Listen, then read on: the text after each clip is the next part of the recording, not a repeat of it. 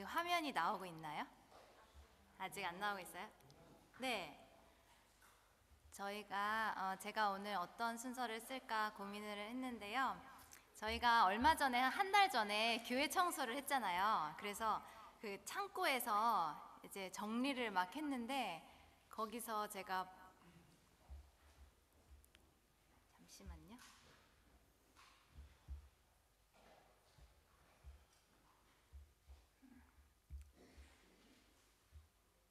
어,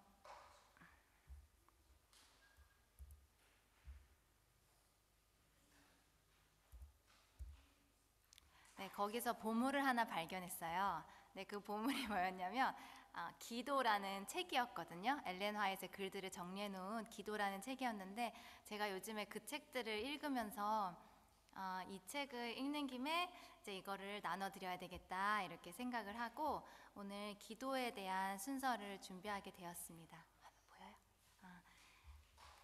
보여요? 근데 내용이 너무 방대하고 좋은 내용이 너무 많아서 무엇을 어떻게 전달해 드려야 될지 정말 고민이 많았어요. 근데 오늘 간단하게 제가 최대한 줄인 것들만 이렇게 말씀을 드리도록 하겠습니다.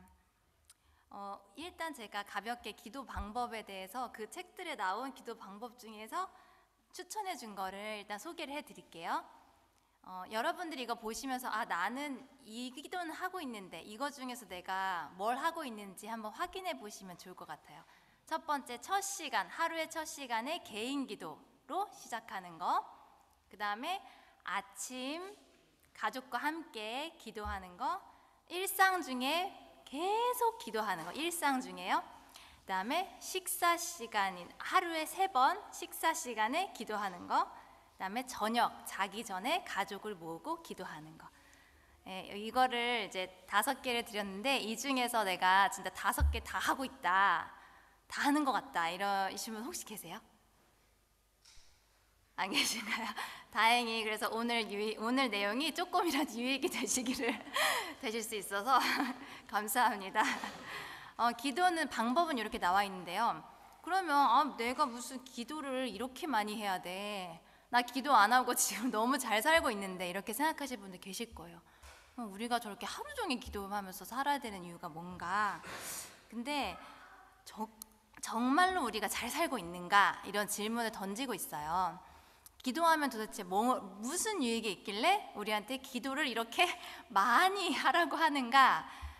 제가 정리한 바로는요, 첫 번째는 유용한 삶을 살 수가 있대요. 유용한. 여러분들 모두 다 유용하게 살고 싶으시죠? 모두 다 열심히 사시는 것 같아요. 제가 보니까 모든 분들이 다 열심히 사시는데 정말 우리가 유용하게 살고 있는가? 사실 저희가 열심히 살지만 방향이 잘못될 때도 있고요.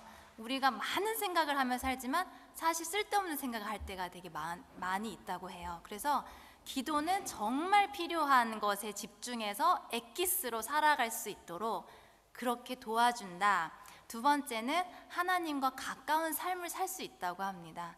여러분, 우리가 도대체 무엇이길래 하나님과 가까운 삶을 살 수가 있겠어요? 다른 방법으로는 절대 하나님과 가까운 삶을 살 수 없는데, 이 기도로 하나님과 관심사가 하나가 되면 가까워진다고 하더라고요. 그러니까 여러분들이 친구를 만나셨을 때 관심사가 같으면 막 친해지잖아요. 근데 관심사가 같지 않으면은 재미가 없잖아요. 근데 우리가 신앙생활 하면서도 하나님과 멀리 살 수밖에 없는 사람들인데 기도를 통해서 관심사가 같아지면은 하나님과 엄청 가까운 생활을 이 세상에서도 할 수 있다는 거예요. 세 번째는요, 마귀의 유혹에 대항할 수 있는 힘을 얻는데요. 마귀는 쉬지 않고 우리를 하루 종일 공격하거든요. 24시간 매분 매초를 공격하는데 우리도 모르는 사이에 사실 대부분은 마귀한테 당하면서 살고 있는데, 기도를 하는 사람은 마귀가 공격하는 것을 알아채고 대항할 수 있는 힘이 있다는 거죠. 네 번째, 혹시 기도하는 사람이 실수를 하잖아요. 매일 기도하려고 노력하는 사람인데 실수할 수 있잖아요.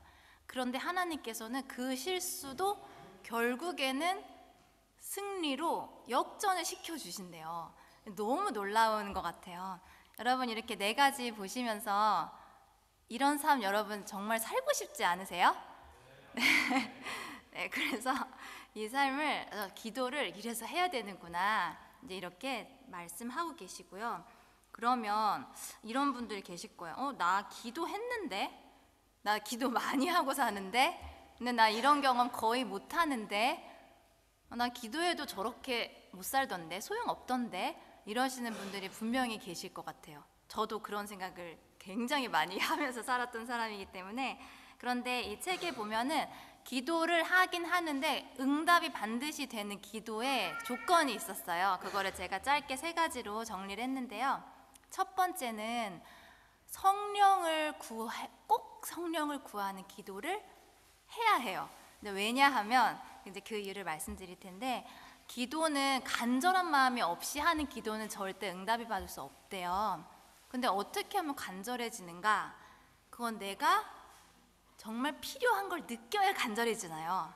근데 그 필요를 느끼게 해주시는 분은 성령님이시라는 거예요. 그래서 우리가 성령이 없이 아무리 그냥 행사에 참여해서 기도하고 내가 노력해서 뭐 계획을 짜서 기도를 할지라도 그 기도는 응답될 수 없는 기도가 많다. 정말 성령께서 이끌어 주셔야지만 우리가 기도를 제대로 할 수 있다. 이렇게 말씀하고 계시고요. 두 번째는 이제 성령을 구해요. 그럼 우리 마음에 기도를 하고 싶은 생각을 주시는데 그때 죄를 생각나게 해주신대요. 기도를 할 때. 근데 그 죄가 생각날 때 그때 그 죄를 고백하고 버리기로 결심하는 단계까지 가야 그 기도가 응답된다는 거예요. 근데 대부분의 우리는 기도를 하고 생각이 나는데 그거를 무시하고 그냥 지나쳐 버린다는 거죠. 그리고 세 번째는 구한 것은 받은 줄로 끝까지 믿어야 되는데 대부분의 사람들은 끝까지 믿지 않는데요. 네, 여러분이 이걸 딱 보시면 약간 추상적으로 느껴지실 것 같아서 제가 저를 예를 들어서 이 부분을 다시 한번 좀 말씀을 드리고 싶은데요. 제가 화를 잘 내는 엄마예요. 그렇게 이제 여러분이 생각하시고 저는 정말 이렇게 아이들을 비난하기를 정말 잘하는 엄마였거든요. 지금도 그런 게 막 튀어나오는데, 그런데 제가 이 성령을 구하기 전에는 기도를 해야 된다는 생각도 안 했어요. 내가 무슨 문제가 있다는 생각도 안 했어요. 그냥 화가 나면은 막 화를 냈어요. 그런데 몰랐어요, 그게. 그러면서 잘 살고 있다고 생각했어요. 그 단계는 바로 첫 번째, 성령이 아예 없는 단계라고 보시면 됩니다. 내가 기도하지 않고도 사는데 나 아무렇지도 않고 난 잘 살고 있는 것 같은데? 이런 마음이 드신다면 나한테는 성령이 없는 상태구나. 성령을 구해야 되겠다. 이 생각을 하시면 돼요. 그 다음에 두 번째, 제가 성령을 구하는 기도를 시작했어요. 그래서 화를 낸 다음에는 죄책감이 들기 시작했어요. 이거 예수님 방법 아닌데? 이거 예수님 정말 싫어하시는 건데? 그래서 이제 기도를 하기 시작했습니다. 근데 화가 났는데 기도를 했어요. 근데 어떤 생각이 드냐면 내가 지금 화가 나는 이유는 제가 저런 행동을 해서지 내가 부족해서 그런 게 아니야. 이런 생각이 들었어요.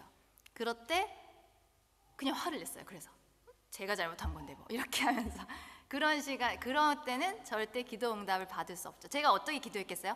예수님, 저 예수님 닮게 해주세요. 좋은 엄마 되게 해주세요. 화내지 않고 친절하게 할 수 있는 엄마가 되게 해주세요. 기도했겠죠.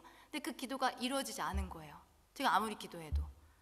그 상태가 바로 죄를 깨닫게 해주시는데, 그 죄는 뭐냐면 제가 기도했을 때 너가 화를 내는 이유는 사실은 너 마음에 예수님이 없어서 그런 거지 그 사람 잘못이 아니야. 제가 그래서 그런 게 아니라 너가 지금 예수님을 믿는 마음이 없어서 그래. 이거를 예수님은 가르쳐 주시지만 제가 그걸 무시하는 거죠. 무시하고 아니야, 쟤 때문이야, 이렇게 생각하는 게 바로 죄를 깨닫게 해주실 때 무시해버리는 행동이었던 거예요. 이럴 때 저희가 죄를 가르쳐 주시면 내가 굴복해야 된다는 거, 그래야지 기도 응답이 온다는 거를 이제 여기서 말하고 있고요. 세 번째는 제가 구했어요. 구하고 하나님 제 마음에 지금 임해주세요. 저 화가 나서 죽을 것 같아요. 때려주고 싶어요. 그런데 기도했어요. 하나님께서 너의 마음에 그래서 굴복했어요. 굴복했는데 내 마음이 잘못된 건데 제가 잘못된 게 아니야. 사랑할 수 있는 마음을 주세요. 기도했어요. 그런데 예수님께서 저한테 그 마음을 주시기 전까지 기다려야 돼요. 이게 믿고 예수님이 저렇게 못난 짓을 하는 애를 사랑할 수 있는 마음을 주실 거라는 걸 믿고 주실 때까지 기다려야 되는데 그 순간을 못 참아요. 못 참아가지고 기도하고 죄도 인정하지만 가는 거죠. 가서 무슨 행동을 하는 거죠. 근데 이런 식으로 해서 저는 기도를 하면서도 받지 못한 적이 굉장히 많았고, 그래서 기도해도 소용이 없구나 이렇게 생각한 적이 정말 많았어요. 지금도 마찬가지예요. 어쩔 때는 3번까지 가고 어쩔 때는 2번에서 포기하고 매일매일 그 투쟁이 반복되고 있는데요. 3번까지 간다면 반드시 하나님은 우리가 구한 걸 주신다. 이게 이제 기도의 그 방법이었어요. 기도의 조건이었고요. 여기까지 보시고 다시 한번 제가 처음에 말씀드린 기도의 시간 다시 한번 보시고 마치실 텐데요. 첫 번째, 첫 시간을 개인 기도하고 시작하는 거 하시는 분들도 많이 계실 거예요. 그런데 저는 이 첫 번째 시간이 굉장히 중요하다는 걸 사실 몰랐어요. 그래서 보통 저는 어떻게 했냐면 내가 오늘 너무 힘들어서 아침에 기도 못했어. 말씀도 안 봤어. 하지만 하루 종일 지내면서 내가 하나님과 동행하고 걸어갈 때 기도하고 하면서 지내야지 이렇게 생각했어요. 근데 그렇게 생각하고 그냥 하루 이틀 지나다 보면 어느 순간에 제가 힘이 없어지고 어느 순간에 또 본성대로 막 하고 있는 거예요. 그 왜 그럴까 전 몰랐거든요. 근데 이 책을 보면서 깨닫게 된 게 기도가 양식이라고 하더라고요. 양식? 우리가 생각할 때 기도는 호흡이라는 말 되게 많이 들었잖아요. 그래서 일상생활에서 걸어가면서 하는 거, 운전하면서 하는 거, 이런 것들은 다 호흡이에요. 숨 쉬는 거.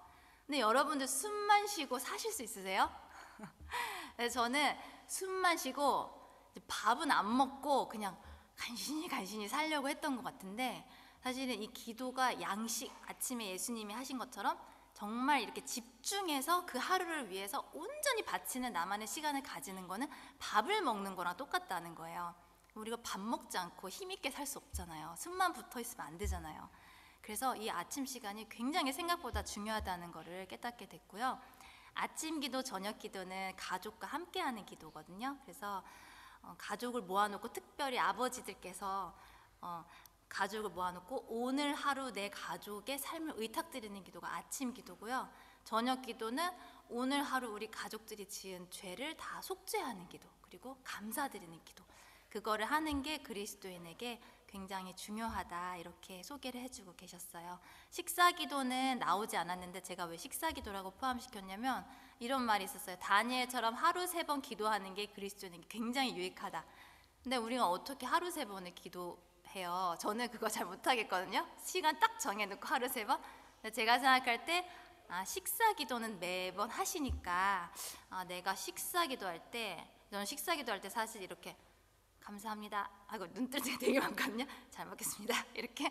근데 그게 아니고 한 1초를 더 투자해서 하나님을 구하는 기도를 첨부시키면 하루에 3번 다니엘처럼 기도할 수 있지 않을까, 이런 생각이 들어서 한번 넣어봤습니다.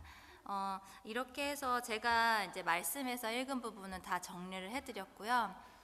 첫 번째, 이 양식을 먹는 부분, 밥을 먹는 부분에 있어서 이 부분이 굉장히 중요해서 저는 제일 많이 고민을 하는 부분이었어요. 어떻게 하면 하나님의 뜻대로 그럼 내가 기도할 수 있지? 기도를 한다고 해도 잘 기도가 안 나올 때가 전 사실 되게 많거든요. 그리고 결심하고 일어나도 무슨 기도를 해야 될지 모를 때가 너무 많고, 기도하다가 딴 생각을 할 때가 있어요, 저는.